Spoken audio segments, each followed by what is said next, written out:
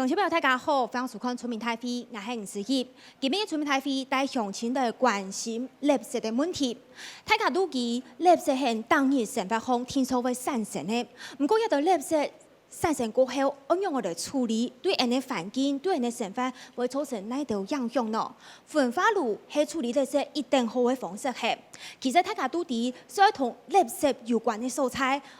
今年知道過後都會講，一個設施、一個設備冇標題眼無卡順風，不過有安尼嘅設備。本單就提過後產生的問題，會用來面對。像啲人嘅新組建嘅新風垃圾掩埋場，其實呢都係當到地方嘅垃圾。不過呢，下一步嘅一個垃圾掩埋場出現問題，受到大家討論。主要睇今年3個月嘅時間，一個垃圾掩埋場自家重複社會，因為安尼喏。主要就係驗證一個垃圾都係睇到過後，韓國本土高風油態，甚至到一個垃圾自家收起來。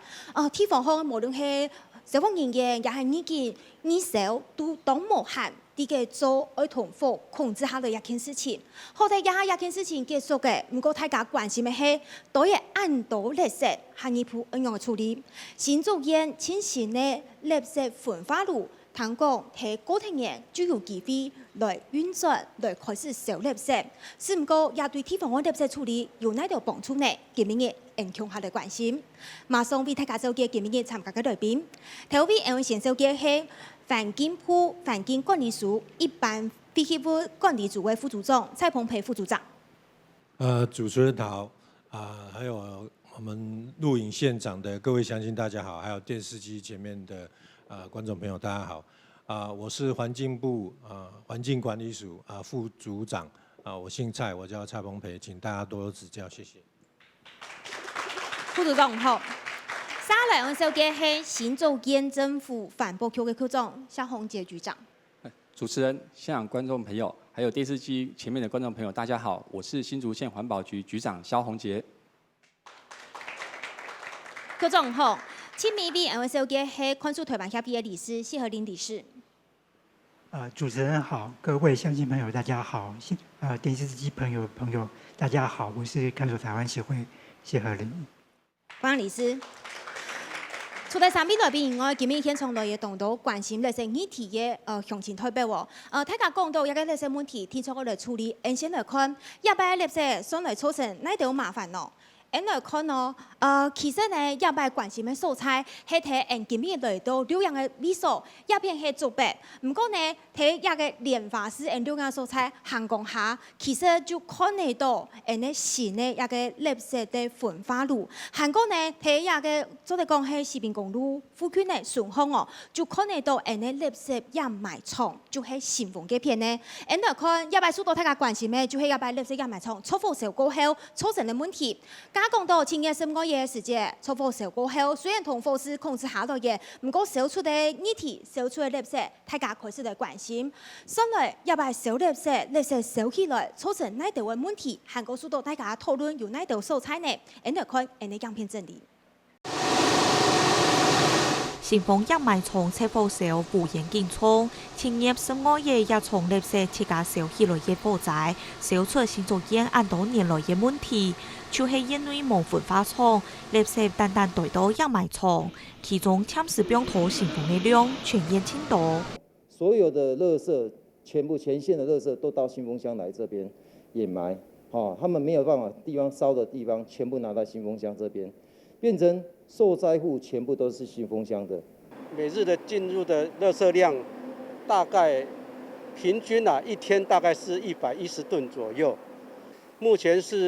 就是以暫時先用堆放的方式，或者是環保局會請廠商進來打包暫置這樣子。最近這一段時間好像都是只有再進來，並沒有出去，沒有運出去，就是只有進沒有出。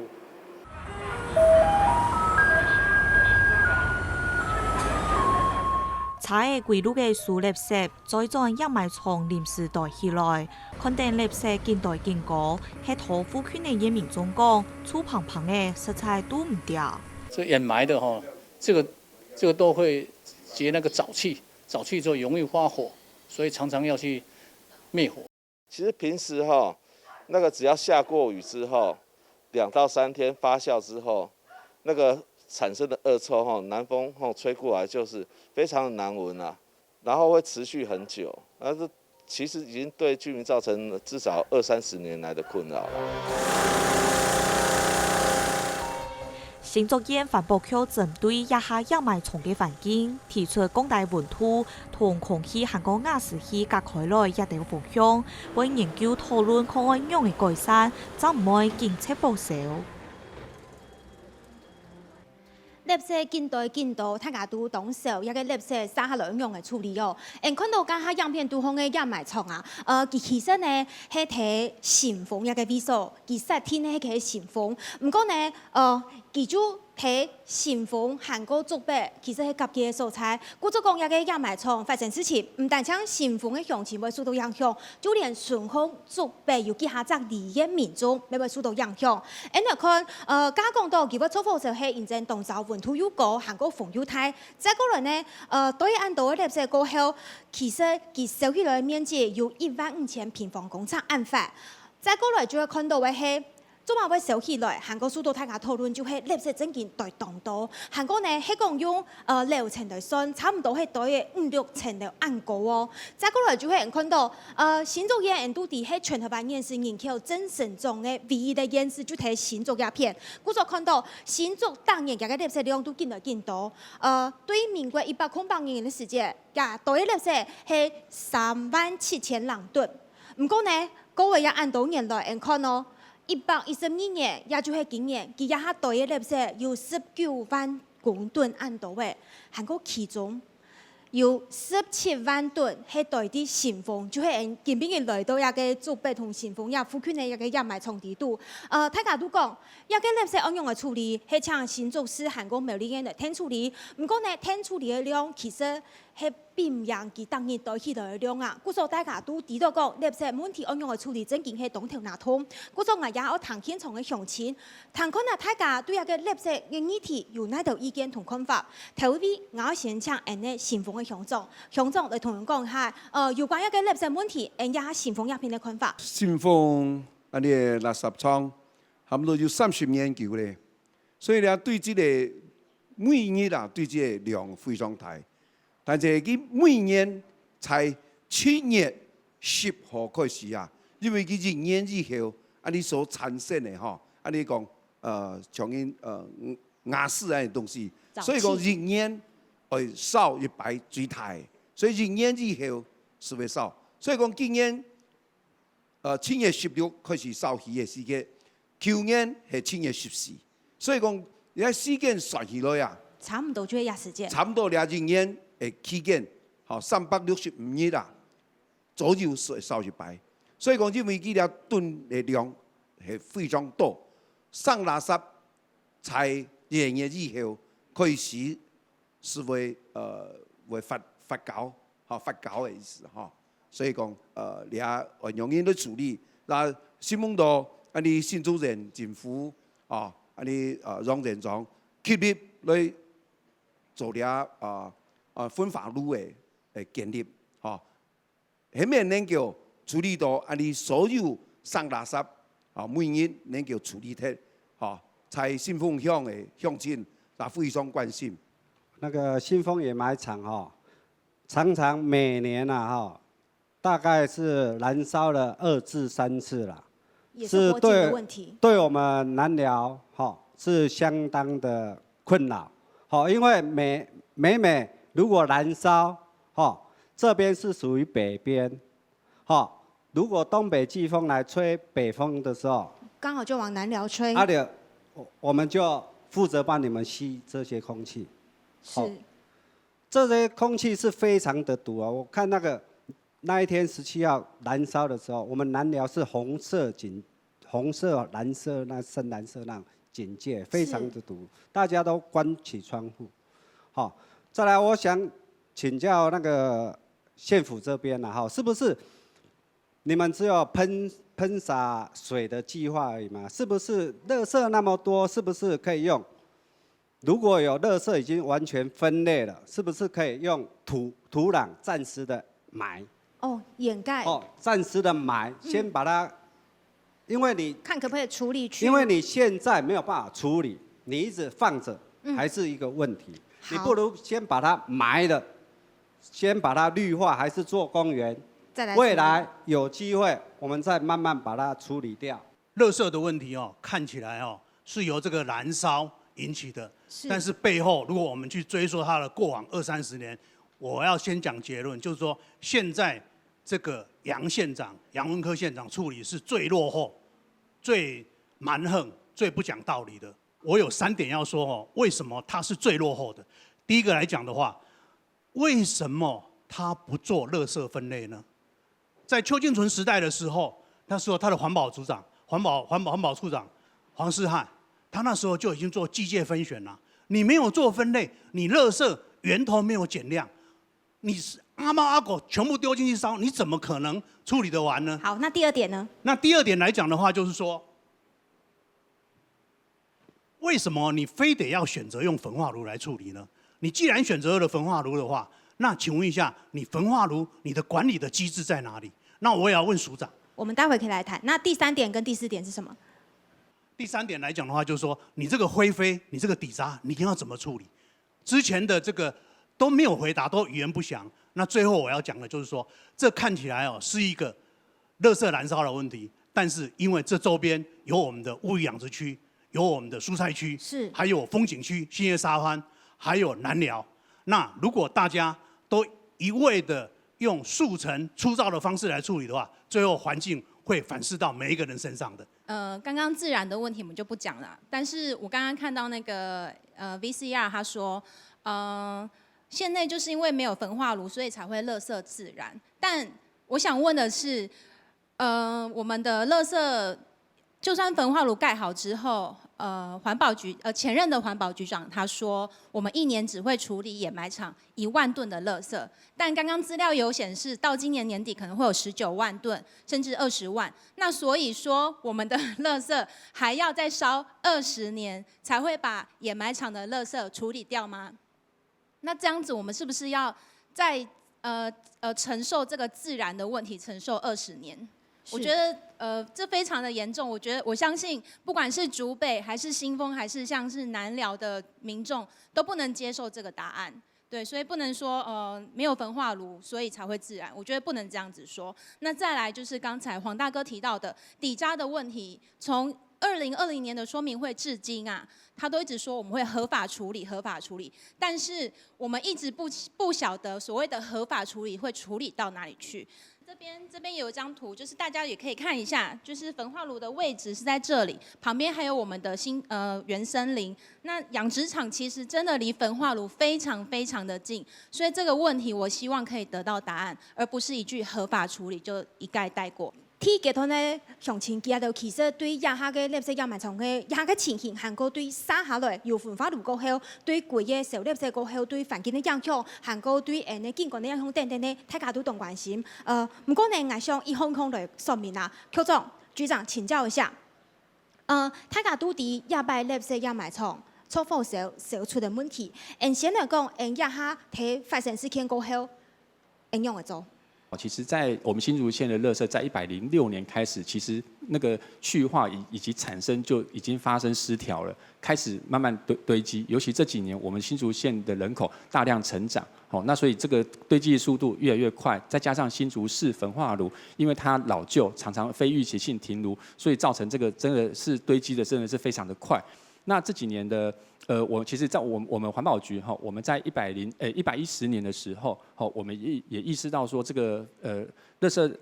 掩埋场常常自燃的一个状况。那所以其实我们有采取了3个对策。第一个也就是降温，比如说不下雨的时候，那我们来采自动洒水，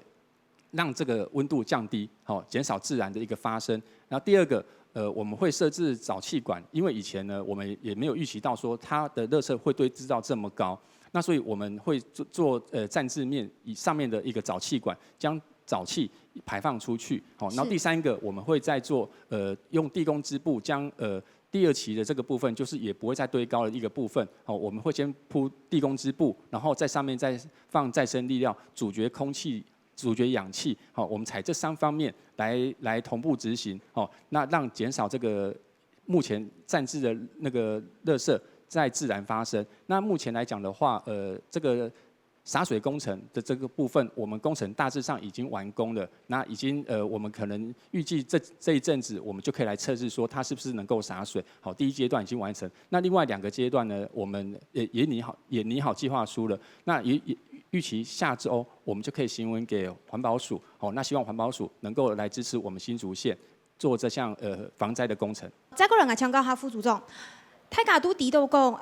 垃圾要对治问题，唔单只提新竹县有天天啦，像人哋南投啊、云林啊都冇焚化炉嘅验尸，都有安尼嘅事情发生。副组长，请教一下，因中央向我看地方方嘅垃圾问题，因做得同地方方天数到哪种程度？那这个垃圾堆置的问题哈，我们从短期、中期、长期有几个步骤要去处理了哈。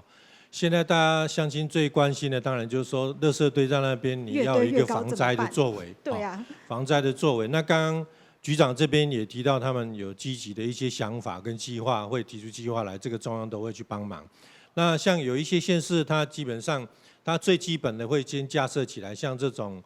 监视设备，还有这种红外线的这种监控设备它这种做法就是说，当你在火灾第一时间发生的时候，可以马上及时去处理，让这个火灾不要那么扩大哈。所以基本上在防灾的部分都有科技有方法，那中央也愿意帮忙来补助钱哦。但是第二件事情就是说，这个垃圾放在这边，还是要先能够拿到去烧的地方去烧哈。所以中央也都过去几年都有在协助我们几个比较困难的县市来做调度哈，就是调度到比较有焚化量能的这个县市去烧。那今年算是比较好一点，因为今年有3个处理的设施陆陆续续又起来营运，包括台东的焚化厂，那花莲的他们的这一个气化炉，那么桃园的第2座的焚化厂也开始营运了。那这1年的总增加的量呢，大概会在27万吨左右，也就是说，我们一天来讲，我们全台湾的这个焚化的处理量就多了大概600-700吨。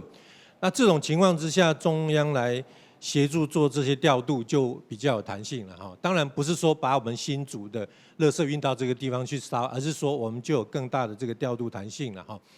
那第3个层次，当然就是说，我们像南投啦，或我们几个县以前没盖炉子，那现在呢，陆陆续续都有要建立自己的焚化设施，我们不用再去靠别人哦。那其实，在解决这个垃圾自主处理设施这件事情上面，我还是要必须给我们新竹县政府肯定的啦哈。因为要肯定县府做这样的一个设施，要克服技术上的困难、经费上的困难，还有民意这个是相当不容易的哈。那基本上以我们新竹县来讲，这个都已经把这个路都已经铺出来的哈。那其实国内还有几个县，他们还没有走到这个阶段，这个是中央要来去帮忙他们的。不过呢，迄讲有新的焚化炉愿意加落来，添处理垃圾，可能係也得垃圾燒化伊的方式。是唔過垃圾燒化，咁就正經用焚化爐來燒，天係。故所我請教一下理事，其實也幾團大家當關心嘅就係垃圾對岸度，唔係將焚化爐做啲結垃圾，也件事情做得像理事同佢講下冇？好，看到就是新豐掩埋場就是常常失火哈，去年甚至自燃19次，这是让人家非常难过。那多年前县政府就规划说要去盖一个焚化厂，然后心态好像就是说我有这个焚化厂，未来有这个焚化厂就好了。那这几年没有焚化厂的时候，你把垃圾堆在这里，你难道不会预期说它会自燃吗？尤其是你的厨余，你有好好的回收吗？为什么去年1年就19次？是不是你的厨余的堆肥设施就坏掉了？然后你本来堆肥厂一天可以处理40吨，后来盖一个新的取代旧的，一天反而剩下20吨。你垃圾增加，厨余不会增加吗？那你为什么回收的厨余现在变少呢？那我们可以看，是不是有图可以佐证是吗？这一张黄色的是养猪量，红色的是堆肥量。那新竹县长期你的厨余就是依赖养猪，结果现在收的养猪场可能变少了，所以你看你厨余养猪量一直在减少，然后堆肥量呢没有长进，有2年那个把旧的堆肥厂换掉盖新的，那2年根本没有堆肥，然后操作1-2年又坏掉了，然后又这样子，那你本来应该要盖，你可能也会预期到养猪的量减少，那你是不是应该盖更多来取代那个养猪的？结果你反而只盖一个22吨的。现在垃圾里面，根据我们统计，需要处理的垃圾，1年大概有10.7万吨，一天呢293吨。那这里面呢，至少就有40吨是厨余，那可能就是摆在里面有大部分就是在这个新丰掩埋场。那它烧掉，我觉得这个是怠惰，因为我们厨余其实根本不应该进掩埋场，也根本不应该进焚化炉。那你有这个本来就是应该垃圾要分3类嘛？那你有好好的去做这样的处理吗？故说讲，前边日大家讲到一个垃圾对岸度，迄面就迄无焚化炉。新竹县政府讲，焚化炉就会起好啊，焚化炉做得天处理垃圾，焚化炉做得处理垃圾的量很用办，韩国验尸提新竹县啊。像我验尸天社会情形用办，按先来看样片整理，再个转到现场来讨论，有为焚化炉个系为垃圾处理。看起来旱地嘅做势，供应地铁架嘅风继续干涉，土作白市8里附嘅焚化厂，就是用门口严重对新丰掩埋场拆火烧出嘅垃圾危机提出嘅解决办法。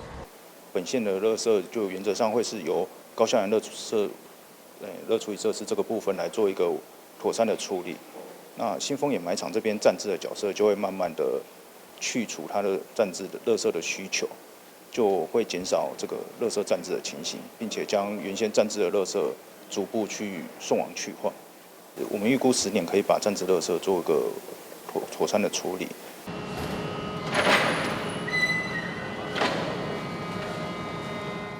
怪树夜起猛幾度嘅垃圾，到24點鐘運作嘅焚化爐，一下垃圾均可再到新竹市同一座苗栗中南焚化廠來推銷。不過當然清運量唔多，新竹縣內還有19萬噸嘅垃圾排列嘅等愛銷。苗栗場本身，第一個優先進場順位是苗栗縣本身的家戶垃圾，那剩下餘量約有100公噸左右。那這部分我們就協助新竹縣跟南投縣的家戶垃圾。那在新竹縣的話，目前的進場量大約每天是50噸到70噸左右。進度我們是預計明年8月完成，年底來試營運。那到時候這個焚化爐可以處理500噸的垃圾。那我們新竹縣的每天的垃圾大概是250噸，所以它是可以足夠來燃燒我們新竹縣的垃圾。新竹縣焚化廠愛正式啟用繁忙的事，到鐵石看起來係成法度嘅小可事情，不過愛處理體垃圾，煞係新竹縣接下來愛面對跨縣市處理同合作嘅課題。一個焚化爐啊，旱地嘅氣，不過大家都當關心，其實下來垃圾應用嘅處理。我相信家鄉前面有講到，下來應用嘅處理垃圾，因為做得少幾多，韓國會對環境造成影響冇？但係大家也係親手理嘅部分，咩關心嘅所在。故所講，嚟看哦，其實一下睇新竹縣生產嘅垃圾量啊，家講到冇焚化爐，盲啟用，故所係送到外縣市去減少。嚟看哦，新竹縣嘅總清運量啊，一年嚟看。用年來算啊，好睇去年的時間呢係10.4萬噸，再過來呢看到今年係到前日嘅位置係6.1萬噸，也係按看起來嘅總清運量嘅垃圾。唔過像我縣市推銷嘅情形，其實係更廣大嘅，也就是講其實總清運量同社會垃圾。還係有所長係動態嘅，再過來就係講呢所長安排，按有自家焚化爐做得來天處理的什麼，按來看一個焚化爐係 BOO 嘅方式來營運呢。唔過一個 BOO 嘅方式來看到，我等到過庭年嘅半夜咧，就會完工，韓國再過來還有2次運轉，韓國次營運等等也都過程，我。一步一步通过过后，政府法度有希望喺2025年，也就係後年嘅6月的年中嘅時間正式來啟動。再過來就係研究是前面嘅出產法案嘅時間，其實就有講到當日會處理嘅係30噸嘅垃圾，也係暫時代啲嘅含包含加嚴重講到嘅1日250噸嘅垃圾。故所講呢，大家也係對一個垃圾應用嘅處理嘅情形啊，韓國呢向前會嘅講法就係1日30噸天天，我代啲嘅垃圾17萬噸嘅應用嘅處理，也係大家受理嘅。故所講，因為談看啊，係講焚化爐順勢營運過後，接下來大家對焚化爐嘅影響，韓國垃圾處理嘅情形有哪條建議？我想因為我們新豐掩埋場現在暫置垃圾19萬噸。那我們依據我們查了一下，我們依據環保局110年11月12號還廢置第1334號函它清楚的表示了這個要處理民間就是我們堆置的垃圾，大概每年要處理1萬噸那新豐鄉親犧牲這麼大，我豐亨村的村民犧牲這麼大，還有上義這邊的山里，犧牲這麼大，結果你處理垃圾要處理19年，表定了表定一天30噸來算的話，我們蓋了焚化爐，處理1萬噸，公道嗎？應該優先處理我們的堆置垃圾，我們忍受幾十年10來年，結果你說沒辦法我們就這樣處理。好，第二個。我們來看看其他縣市怎麼處理垃圾。雲林縣沒有焚化爐，南投縣沒有焚化爐。2005、2014的縣長叫蘇治芬，他協調南部3縣市，協調溝通去代燃燒。我們就先不談成本了，現在不是考慮成本的問題，就處理事情的態度。第二個，我再舉南投縣，我們現在隨便 Google 都可以看得到，他發文給全台灣的有焚化爐代操業者，希望能夠處理南投的垃圾堆置問題，這個叫作為啦。那我們新竹縣不是，我們新竹縣幹嘛？全部在等這個爐子。爐子好了，什麼事都解決了，越堆越多啊。身為一個新豐鄉民尤其是像今年這一次，就是每年只要垃圾山一燒，每年只要垃圾山一燒，我們家裡面就會彌漫惡臭。但其實我家離這邊已經有一段距離了，那而且聞久了還會頭暈，其實趕快關窗戶這樣。那10幾年下來我想要說的事情是，我自己觀察縣府從上到下，其實我看不到要處理垃圾的那一顆心吶，就是那一顆心吶。垃圾山露天堆置，堆到不是山，不是垃圾山，是垃圾山脈，那又常常高密度的火燒山，每年5次6次是基本款，甚至還有19次一年燒的。縣府卻不見有任何要為這件事情負責，或者說可以有更多的處置，花了幾千萬在改善。我們這個都有資料，結果還是又燒啊，才剛發生嘛。當初縣長說蓋這個焚化爐就是要解決垃圾山問題，但剛剛大家也有人提到了，簽了一個合約，20年才能處理完。因為我們資料有嘛，112年今年年底預計堆到20萬噸嘛，合約1年處理1萬噸。所以我想要請教，就是我們環保局長，還有我們中央環保署這邊跟私人焚化爐說，如果發生了這個環境污染的問題，假設發生了，那合約怎麼求償嗎？對啊，我們合約只說要怎麼處罰、怎麼求償啊。那我們合約只說根據中央法規來做處理。好，那所以我想要請問我們蔡組長，還有我們的蕭局長。這些根據法規的話，我們可以罰多少？可以怎麼求償多少？那我們在地的鄉親一直期待，就是說，這個掩埋場垃圾可以盡快清光。但是剛剛看到，其實我們垃圾只進不出啊。然後露天堆置，剛剛局長也講說了3部曲，其實現在看起來完全也沒有用。所以我們垃圾問題會這麼嚴重，其實我們都知道了。新竹縣政府就是長期刻意的忽視垃圾問題。那新竹縣沒有垃圾水袋徵收，除於我們剛才講跟這些垃圾不分類的，完全沒有分類的垃圾，也是直接進掩埋場。它掩埋場本來是要綠化的，現在是完全的露天堆置，然後越堆越多，就跟山一樣。好，所以我第一個建議也是懇求新竹縣政府啦，優先的處理我們掩埋場的垃圾，沒有可燃物就不會燒起來嘛，那我們的打火弟兄就不用這麼辛苦。那第二個建議就是，要減少掩埋場的垃圾，當然就是就是源头减量嘛，就这么简单。我们不要或是减少垃圾的产生。这个还要居民大家一起来努力啦。所以我建议新竹县政府，你可不可以推行就是随袋征收的政策？就是我们贩售专用的垃圾袋，那直接在售价里面包含垃圾处理费用。这样的收费方法呢，我们民众产生多少垃圾，他就收多少费用嘛，就这么简单。那这样对垃圾减量就有正面的效果，而且也符合公平跟污染者付费的原则。那随袋征收其实在台湾已经施行一阵子的，就是都有效果。局长，请教下，有关那个垃圾掩埋场3类都焚化炉营运过后垃圾处理，我想迄家详情同关心的，同大家来说明下合约的内容和用办。那我跟各位乡亲说明一下哈，那我们的这个 BOO 焚化炉，我们跟他签的时候，因为它的设计量是500吨，好，那我们的合约里面有一个优先垃圾处理的优先次序，也就是第一个，它必须要先处理我们新竹县在地产生的民生垃圾，它不管产生多少，它就必须要先处理。然后呢，它有一些优先次序。另外就是说，那我们比如说我们比如配合中央调度，那这是第2次序。好，那会有几个次序。那也就是说，我们现在目前来讲，我们新竹县一天产生280吨，大约280吨，它就必须要处理到200，它就是必须要每天处理。如果说以后如果我们新竹县人口增加，未来假设一天继续增加，对，继续增加，每天继续增加假设产生的350吨，它也必须帮我们处理350吨。那刚刚所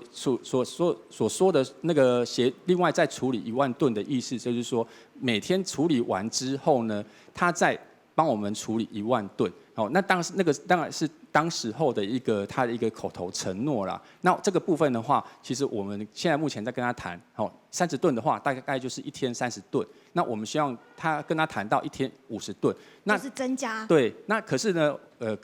各位其实也都清楚啦。如果说一年1万吨或者是15000吨的话，那我们堆置20万吨，那必须要怎么处理？好像要很久，对不对？刚刚有乡亲讲说，那我们是不是有其他的作为呢？那当然有。那其实我们非常感谢环保署，它在110年的时候，其实它对于那个事业废弃物，它有定了一个标准，也就是那个固体燃料化的一个标准。那我们将这个以前暂置垃圾，我们来分选，今年度我们就分选了5万吨。那我们也有经过设计，我们有经过那个盘点过。以旧垃圾来讲，生活垃圾来讲，里面大概有40%的一个垃圾可以作为燃料化的一个部分，而且这个必须要来尝试，而不是说这个是理想，可是必须要尝试过后才能知道这个可不可行。这样子其实多元的方式来去那个处理垃圾。然后另外，我们的焚化炉盖好之后呢，那我们自己的焚化炉除了每天处理垃圾以外，另外每年协助我们处理15000吨的垃圾。那另外呢，还有新竹市呢，因为它今年整改之后，它的垃圾处理量能其实是会增加的。那这个部分我们也跟新竹市有谈过了，他愿意就是说他整改完之后，他愿意每天协助我们处理垃圾。那我们希望处理150到180之间。那所以说，其实这样子的话，这样子以多元的方式来算的话，其实不用到10年啦，不用到10年。那我们就可以来处理把这一堆暂置垃圾处理掉。邱总讲唔是深夜，再过来谈一下，副组长，加有向前讲，希望能中央做了天调土垃圾的处理问题，中央可以做到什么样的调度方式呢？在调度这件事情上面，其实中央过去几年都有在努力了哈。那刚刚我延续刚刚局长讲的提到的几个重点哦，因为我们县里面，我们新竹县过去有一阵子是经过筛分打包，有筛分一些高热值那个2万吨的部分，这个部分其实它是一个发电效率非常贡献非常大，而且有减碳效益的东西。那国内现在有几个民间的这样的一个处理厂，陆陆续续会新设，所以将来那一部分的去化的部分，中央会来协助来做一个调度，因为它放到一般的焚化炉来讲效率不高，但是呢，到新的这种高效能的这种发电设施的话，它可以创造更多的这个绿电的哈。那另外我刚刚已经提到，就是说我们今年已经多出了将近1年会多出27万吨的这个处理量哈，这个部分我们也会好好的跟地方来做沟通来谈。那我们其实在这个垃圾的这个区域调度的部分，我们今年另外有一个奖补助金的一个机制啦，就是说今天这个县市如果协助其他县市来帮忙的话，我们也有一部分的这个奖补助金了哈。那刚刚听了几位乡亲谈到，还有我们秘书长提到，其实垃圾处理还有一个很重要的问题哈，我们现在都在谈后面怎么去化哈，但是其实我们回头自己来看，我们的垃圾减量其实都还是有努力的空间哈。刚刚秘书长也有提了一些数据哈。像厨余这一块，我想不光只是新竹县我们很多县市其实都有努力空间书里面也积极在推动这个源头减量相关的措施，包括像环保杯循环杯，这些都是希望说我们从源头就来减少。所以我们现在设定的基准可能不要用现在说我一天一定是290吨的垃圾，我们可能自己也要定一个减量目标，就是说以后我们明年我们整个新竹县，我可能一天至少可以降个几吨这样下来。那我们对新的产生的垃圾比较少，那就有更多的量能来解决这个堆置的垃圾以上是建议。好，谢谢副组长。那就进一步请教一下理事，垃圾的源头减量如何做？副组长他有提到，就是说我们焚化炉在这个技术要克服一些困难，然后才能够去盖好。然后钱也花得很凶，与其你花那么多的钱跟精神在这边，然后在那边漫长的等待，倒不如马上对于一些可以立即做到的，然后可以减轻问题的东西，然后赶快去做。比如说厨余处理设施，你盖个1年，搞不好就一个传统堆肥厂就可以出来了，2年就有一个快速的发酵厂了。那另外，我们的资源回收也没有说做得很好，这部分中央有责任，地方也有责任。那我觉得地方在面对这种紧急的时刻的时候，你可以看看你垃圾里面还有多少公告应回收却没有回收的东西。比如说，现在有很多像平板的容器，就是一些生鲜托盘包装盒啦，这个东西你如果前端没有分类好，后端大概收了也没有分不了，然后卖不出去，大概就堆在掩埋场。但是你可以做一件事情你可以说好，谁给我细分类了？你的公寓大厦如果可以帮我把材质细分类好，我就跟你收购。你廉价收购，他都很高兴收购以后，人家前端都细分类好了，你就可以卖得出去。你掩埋场堆积的垃圾，可燃的东西就可以减少了。那另外，这个低行情回收物除了这个平板包材以外，还很多公寓大厦它那个委托民间的清除业者，这些清除业者他回收的东西，他要民众回收的东西，大概就是可以卖得掉的东西。那搞不好给你们的清洁队也是看你有没有卖得掉的东西。但如果你可以要求说，你把那些都分出来，不要混在一起，细分类更细的分类了。那你透过说你只要细分好，我跟你收购，他们就会好好做了。做对对年头开始做垃圾的降量、垃圾的分类，不过呢，这件事情是由民众向下来听数，是不过呢，这个听数的过程当中，大家很去动关心，啥类安尼新竹县的垃圾处理问题，按样来做到。故所讲啊，这个同时间交本现场的乡亲，针对这边内边的讲法，还有大家讨论，还有哪条意见我提出来嘅？小局长这边一直提到说，在合约里面，你有提到说他承认我们15000吨，我很想知道资料是哪边看的，因为我们的合约里面。还有过去环保局所回给我的所有公文里面，只有提到他们愿意提1万吨，在说明会上的资料也是说1万吨，哪里来的15000吨？另外，这个焚化炉您一直说是新竹县自有的焚化炉，但是这个焚化炉是私营的，它在垃圾处理上，第一是没有给新竹县任何的优惠，而在有这个私营焚化炉以后，我们接下来要给外县市处理的垃圾处理费，甚至是要增加的。我们1年要花好几千万再增加在处理这个垃圾上面，第三，这个焚化炉保留一半的量能给事业废弃物，这个是合约里面已经注明的，所以它只能处理1天250，并没有像你说的可以处理到280，除非环保局可以提供证据，现在你们是有在跟焚化炉的厂商这边来做重新合约的议约。既然焚化炉你要盖在这里，就一定要优先把新丰掩埋场的垃圾优先处理，重新开启重谈合约，承诺将每天的民生废弃物提升到每天是400吨的部分，其中150吨优先处理新丰掩埋场垃圾，这样子预计在3年半以内是可以大幅度的直接去化我们掩埋场垃圾，也不会沦入一直打包跟焚烧的一个恶性循环里面。根本讨论的垃圾问题，同中央需要大家共下来关心。来到鸦片会提出3个问题：第一，中央原本就应该要来负责调度垃圾处理，而不是今天环境部的代表说他是来协助、来帮忙的。我觉得这个权责其实必须要划分清楚。现在因为各地处理量能的不同，因为焚化炉的量能不同，而造成了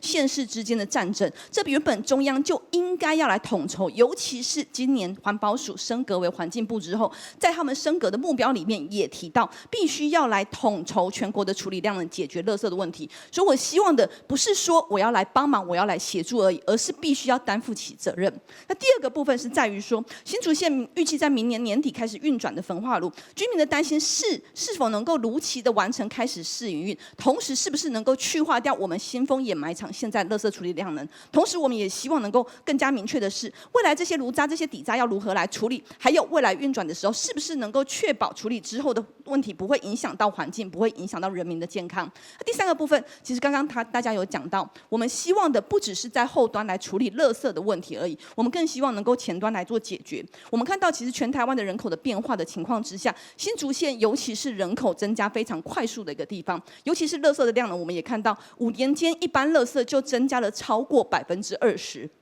所以只有从后端解决，我觉得不够，应该更从前端来做努力。虽然说过去我们在环境部、环保署以及在县市都有提出来如何垃圾减量，但实际上就我们监督的结果是，每一次都没有，几乎都没有办法达到我们的目标。那我觉得非常可惜的是，当县市政府他只思考焚化是解决所有的垃圾是唯一方案的时候，我们距离零废弃的目标是不是更遥远了呢？所以在过去我一直在提倡，不只是垃圾减量这一件事情，还希望把垃圾转能源化。但是我在拜访之前的环保局长，还有竹北市公所的清洁队单位，并没有人对这样的一个部分感到兴趣哦。我相信垃圾转能源在许多民众的期待当中，它是有一个可以实施的空间。尽管他们能够处理的垃圾是很有限的，可能一个乡镇或一个里可能只能够处理5吨的垃圾量，但是我还是认为必须以社区营造的概念，然后选定一个里来去做一个示范的一个乡镇哦。先有示范再来对，先有示范，然后先处理掉、去化掉这一部分的垃圾，觉得可行了之后，我们再来逐步的推广，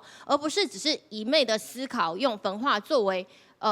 一个处理垃圾的方式。未来这个焚化炉落成之后呢，它会就是每焚烧100吨的垃圾会产生15到20吨的一个底渣，然后还有5吨的飞灰。那么这些底渣飞灰要到哪里去？过去新竹县政府委托新竹市代烧的这个垃圾，还有8000多吨的底渣堆在新竹市的一个净水掩埋场。这些年来陆续的一个回运，在过去的底渣都没有好好的妥善处理的情况之下，我们怎么能够确认这个新的焚化炉完工之后，它的底渣不会再发生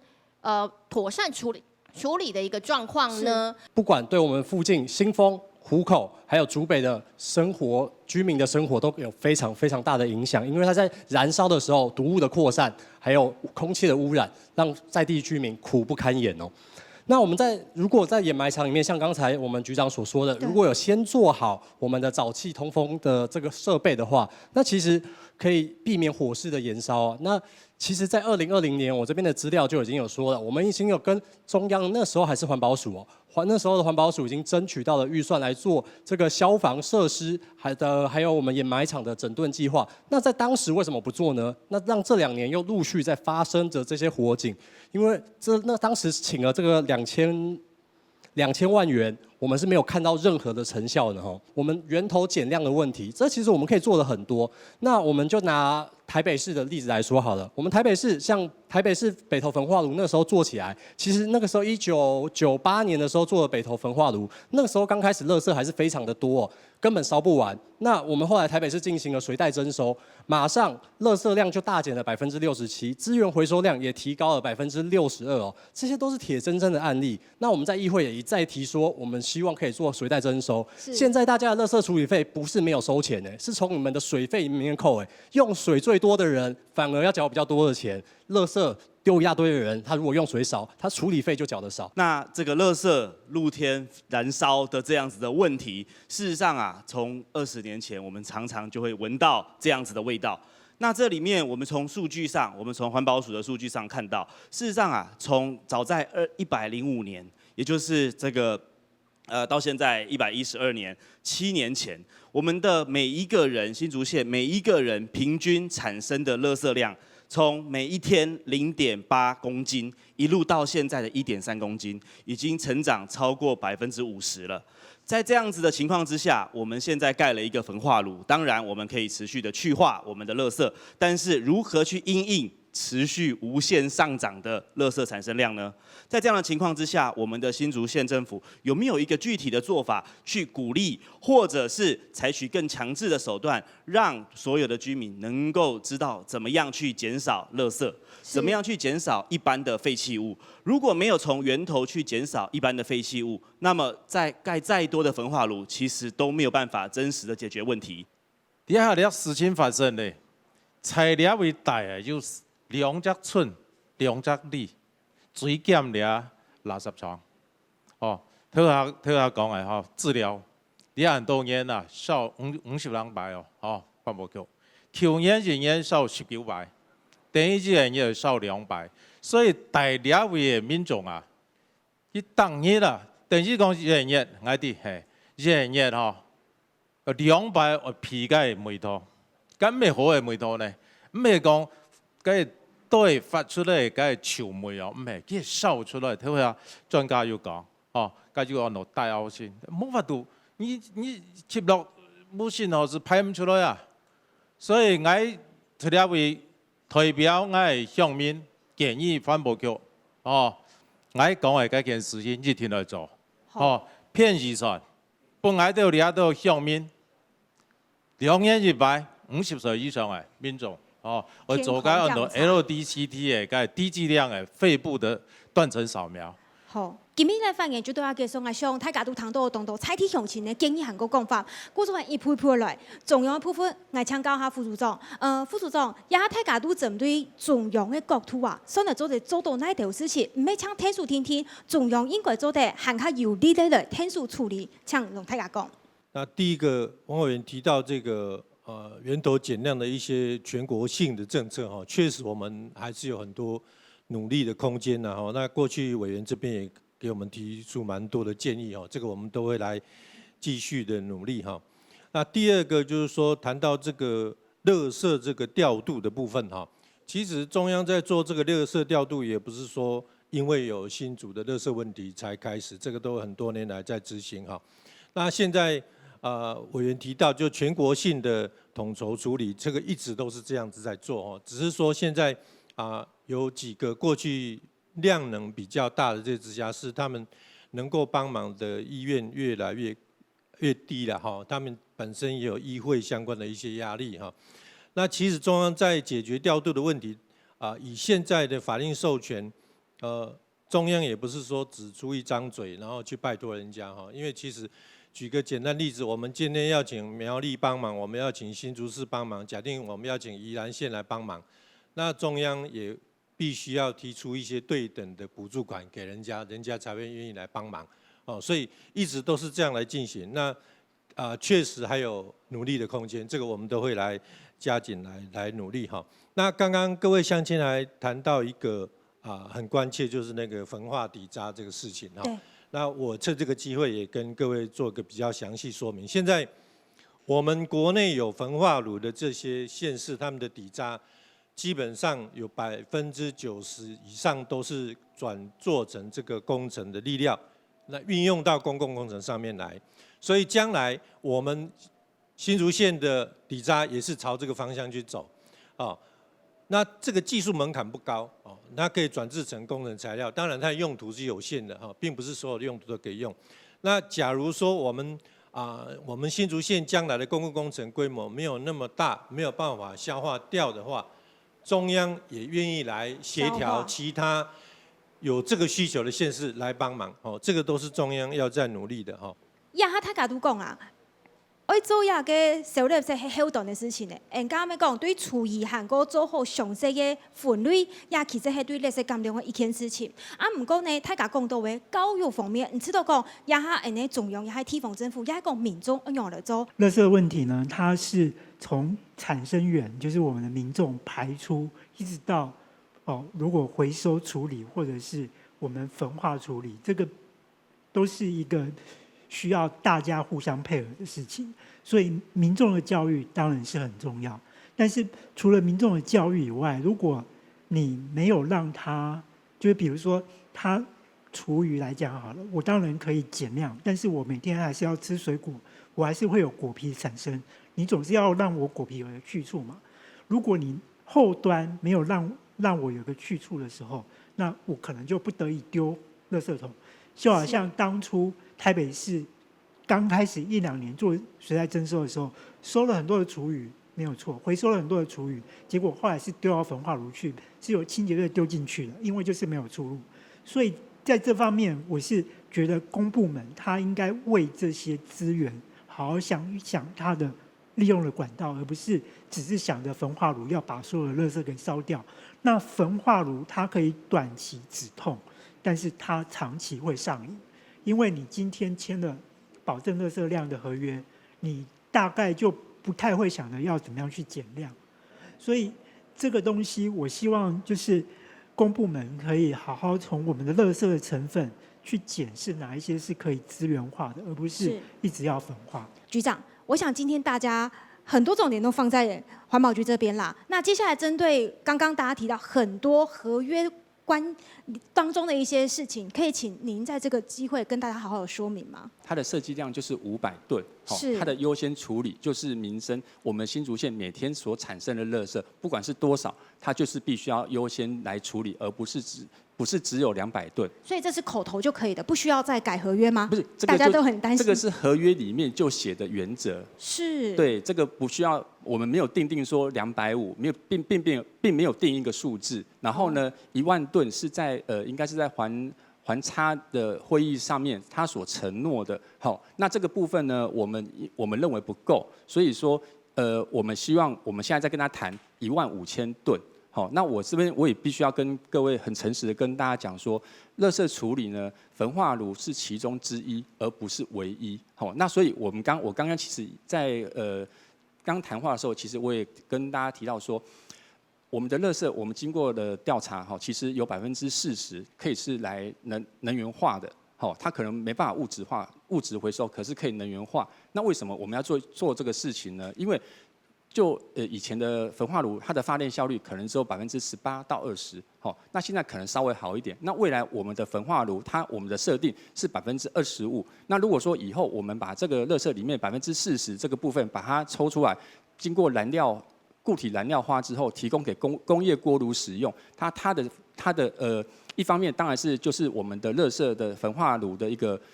量的负荷就变少了嘛。另外，它的发电效率其实工业锅炉的发电效率是可以40到60的。好，除了这个部分，那局长您刚刚有提到说，有一个平台是桃竹苗可以一起来做垃圾的相关的调度吗？那这部分的调度内容有些什么呢？那可以提供民众来一些参考吗？对，好，那因为这个所有的焚化炉它都会面临到上下半年2次的税修。好，那我们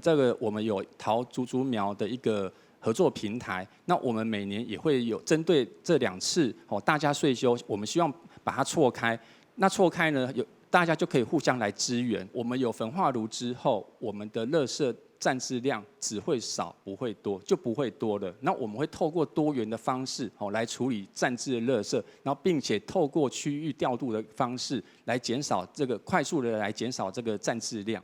好，谢谢局长。我用汉卡家的方式来处理抢时代的新竹烟的历史，迄家邱总讲到，迄三下来新竹烟爱失望的方向。也就是讲，大家关心的历史问题，有希望喺焚化炉成立院长过后来听解决。是毋过，家历史咩讲到，其他处理历史的国土焚化炉唔係唯一一条路，再过来年头来做历史纲领，让係大家会好好来充实韩国做到位，认真处理历史问题，唔係民众三声天天。民众没有责任，好好来统计，做好处理。以上就係今日全民大會提新竹菜題嘅有關歷史嘅討論，含較多新聞內容、節目討論，請向其他以外記得準時收看 NZP 按之聲。